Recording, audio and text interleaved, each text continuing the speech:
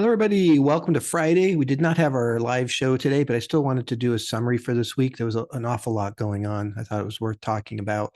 The market did fantastic again today. It was up 0.8% on the S&P 500, after yesterday's 2% run. Really good follow-up. There's a whole bunch of reasons why these things are happening as far as that goes. But overall, kind of the good side of what's been going on this week has to do with the earnings. You had Microsoft and Intel, Amazon, Meta, all these companies coming out and having much better than expected earnings reports and even some better than expected guidance going forward. And we saw some really big moves in those. And obviously, those are big companies, and these indexes that we buy are, weighted by size of company. So the bigger companies have more impact. So when they do well, the market can kind of take off also. Again, the earnings season has been spectacular altogether. Haven't had this many companies beat expectations since 2012. And again, part of that's because expectations have been lowered. I think Wall Street and the analysts are thinking that there's going to be too much impact for what's happening. And again, in a normal situation, if you had this much increase in interest rates, you would have a situation where recession would probably already be here. Things would already be kind of coming down, that type of thing. But of course, we have this pandemic with this pent up demand and people spending on the other side. And so really at the moment, we're kind of going down the middle and doing a lot better than expected. And, we don't have data from a pandemic to go with the data for these recessions. We have lots of data on recessions and what should be happening, and they're not really happening that way. So now talking about, later on in this quarter, the recession starts, maybe the second half of this year, and they keep pushing it back. And so, we'll see if it happens at all, or if it's really that impactful, which it certainly could be. But on the other side of the coin, we had a couple of down days this week because the First Republic Bank still struggling. They announced that they lost 41% of their deposits, and their stock dropped 49% on that news, and then continued down. And it looks like for that particular bank that there's going to be some type of a takeover, another bank that might absorb them. Maybe the FDIC steps in. So there's just, I think there's probably a lot of talk going on behind the scenes. But that made the market nervous for a couple of days here. Even when we had some of these fantastic earnings coming out, the market still had a couple of down days because of First Republic. And of course, the fear is that, if the banking system cuts back on lending, that's a form of tightening in the economy. And we already have a lot of tightening that's been put in with all these interest rate increases.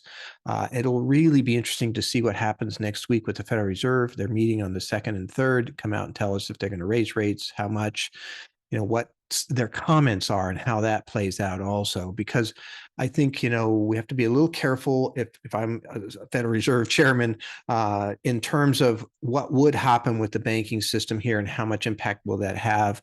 Might not be a bad time to take a pause on rate increases and, wait and see how that plays out.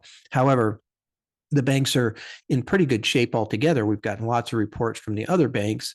And so I think there's just a few, and First Republic was one of the ones we heard about at the very beginning, back when Silicon Valley Bank was having trouble, was another one that was having trouble also. So haven't heard about others. Doesn't mean they're not out there, but it could be localized. And that's exactly what Chairman Powell said at the last meeting last month, was that they were just seeing, these particular banks had really made some mistakes, and they weren't seeing that all the way through the banking system. So, we'll see how that plays out as far as that goes. So really, really good week, actually. Very fascinating. Here today, we had the inflation report that the Fed uses.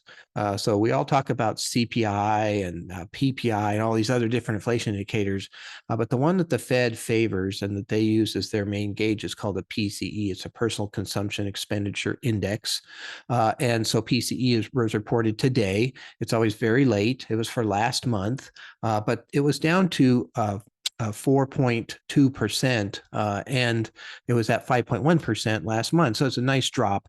However, the core inflation did not drop very much, only a 0.1% drop in the core inflation for the month. And that's kind of hanging up there, and that's at 4.6. And of course, core is when they take out food and energy.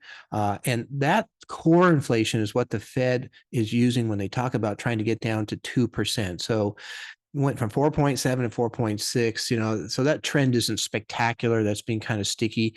There's a lot of services, which is where all the money's going right now, into the restaurants and hotels and travel and those types of things.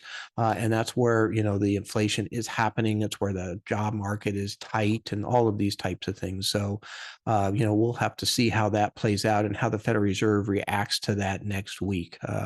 But the market reacted to it fairly well today, obviously, with a nice run up. There's a lot of short interest out there. I would suspect that some of this run up we're getting is people covering their shorts and they buy those stocks back and what have you.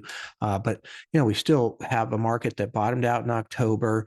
It broke through the downward trend line. It broke through the 200-day moving average. It's, the 50-day moving average crossed through the 200-day moving average, called the golden cross. We set a new high that was higher than the last one, which wasn't happening last year. And then when we did retrace this year, we didn't break the low that we set this year. We kind of stayed above that and we've come back up again. So these are all things that are pretty good. And, the signals that we have are still the same on the stock, green and green for the fast and the slow trigger. The signals for the bond market are at green and green. Also, that's a change for the fast trigger. It was at yellow. So everything's green. We got 4 greens going right now between the bonds and the stocks. This is a decent environment. Again, things can change. We'll have to keep our eyes on what happens here, but it's a lot better than, for me, reading all of these things and looking at what's been happening. The expectations are that things are supposed to be pretty poor, and they're just not. And again, here we are going through another earnings season that's supposed to be poor that isn't. So I think this is kind of fascinating. Things are better than expected. Again, it's just this pandemic situation that is kind of offsetting everybody's data that they're used to, in my opinion.